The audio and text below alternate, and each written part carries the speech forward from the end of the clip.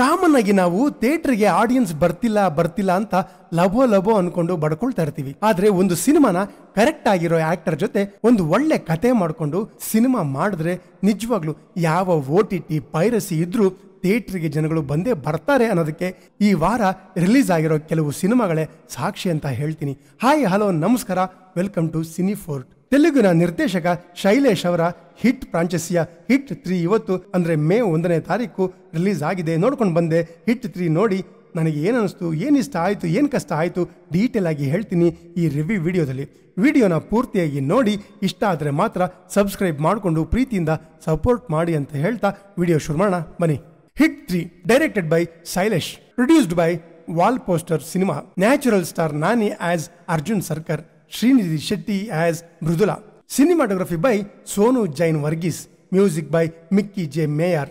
ಇನ್ನ ಹಿಟ್ 3ಗೆ ಕಾರ್ತಿಕ್ ಶ್ರೀನಿವಾಸ್ ಅವರು ಎಡಿಟಿಂಗ್ ಮಾಡಿದ್ದಾರೆ. ಇನ್ನ ಸಿನಿಮಾದ ಒನ್ ಲೈನ್ ವಿಚಾರ ನೋಡೋದಾದ್ರೆ, ಅರ್ಜುನ್ ಸರ್ಕಾರ್ ವೈಜಾಗ್ನ ಹಿಟ್ ಟೀಮ್ನ ಖಡಕ್ ಆಫೀಸರ್, ಸಿಕ್ಕಾಪಟ್ಟೆ ಅಗ್ರೆಸಿವ್, ಮಾತಿಗೂ ಕೋಪ, ಜೊತೆಗೆ ಕ್ರೈಮ್ನ ತಡೆಯೋಕೆ ಯಾವ ಹಂತಕ್ಕೆ ಬೇಕಾದರೂ ಹೋಗೋ ಅಂತವನು.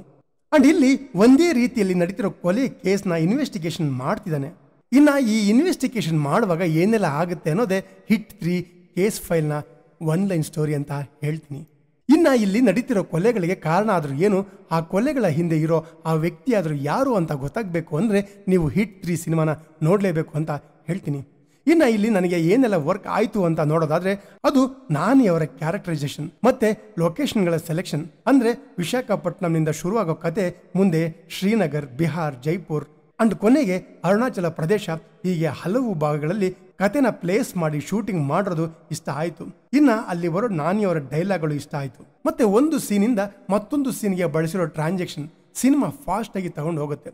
ಇನ್ನು ಸಿನಿಮಾದ ಟೆಕ್ನಿಕಾಲಿಟೀಸ್ ನೋಡೋದಾದ್ರೆ, ಸಿನಿಮಾಟೋಗ್ರಫಿ ಸೊಗಸಾಗಿದೆ, ಪ್ರತಿ ಫ್ರೇಮ್ಗಳು ವಾವ್ ಅಂತ ಅನ್ಸುತ್ತೆ. ಅದರಲ್ಲೂ FPV ಡ್ರೋನ್ ಬಳಕೆ ಮಾಡಿರೋ ರೀತಿ ಇಷ್ಟ ಆಗುತ್ತೆ. ಆ ಕ್ಲೈಮ್ಯಾಕ್ಸ್ ಫೈಟ್ನಲ್ಲಂತೂ ನೆಕ್ಸ್ಟ್ ಲೆವೆಲ್ ಅಂತ ಹೇಳ್ತೀನಿ.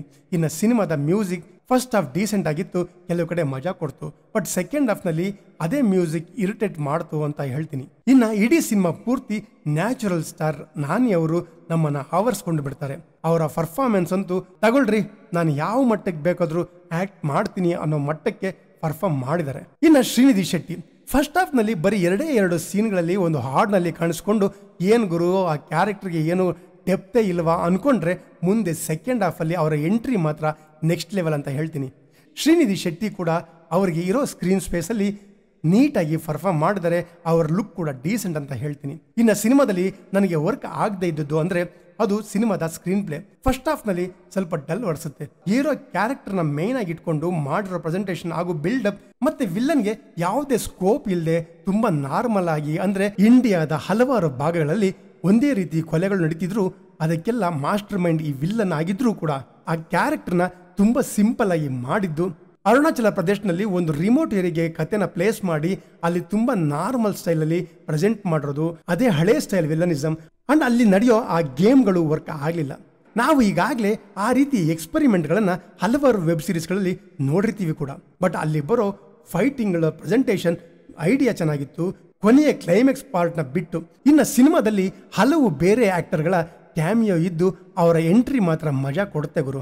ಇನ್ನ ಸಿನಿಮಾದ ಪ್ರೊಡಕ್ಷನ್ ಡಿಸೈನ್ ಚೆನ್ನಾಗಿದೆ, ಸಿನಿಮಾ ಸ್ಕೇಲ್ ಕೂಡ ದೊಡ್ಡದಾಗಿದೆ. ಯಾವುದಕ್ಕೆ ಎಷ್ಟು ಬೇಕು ಅಷ್ಟನ್ನ ಖರ್ಚು ಮಾಡಿರೋದು ಆನ್ ಸ್ಕ್ರೀನ್ ಕಾಣುತ್ತೆ ಅಂತ ಹೇಳ್ತೀನಿ.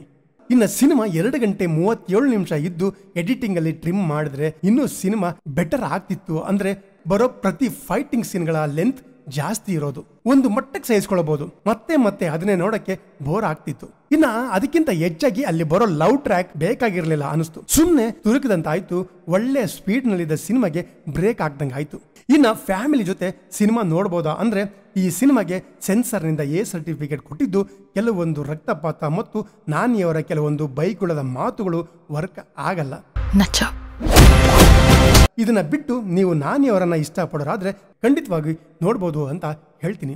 ಇದಿಷ್ಟು ತೆಲುಗು ನಟ ನಾನಿ ಅಭಿನಯದ ಹಿಟ್ 3 ಸಿನಿಮಾ ನೋಡಿ ಹೇಳಬೇಕು ಅಂತ ಅನಿಸಿದ ನನ್ನ ವೈಯಕ್ತಿಕ ಅಭಿಪ್ರಾಯ. ಈ ವಿಡಿಯೋ ನಿಮಗೆ ಇಷ್ಟ ಆಗಿದೆ ಅಂತ ಭಾವಿಸ್ತೀನಿ. ಇಷ್ಟ ಆಗಿದ್ರೆ ಒಂದೇ ಒಂದು ಲೈಕ್ ಹಾಕಿ ಸಬ್ಸ್ಕ್ರೈಬ್ ಮಾಡಿಕೊಂಡು ಸಪೋರ್ಟ್ ಮಾಡಿ ಅಂತ ಹೇಳ್ತಾ, ಹಾಗೆ ನೀವು ಈಗಾಗಲೇ ಈ ಸಿನಿಮಾ ನೋಡಿದ್ರೆ ನಿಮ್ಗೇನು ಅನ್ನಿಸ್ತು ಅಂತ ಕಮೆಂಟ್ ಮಾಡಿ ತಿಳಿಸಿ ಅಂತ ಕೇಳ್ತಾ ಮತ್ತೆ ಸಿಗೋಣ ಮುಂದಿನ ವಿಡಿಯೋದಲ್ಲಿ.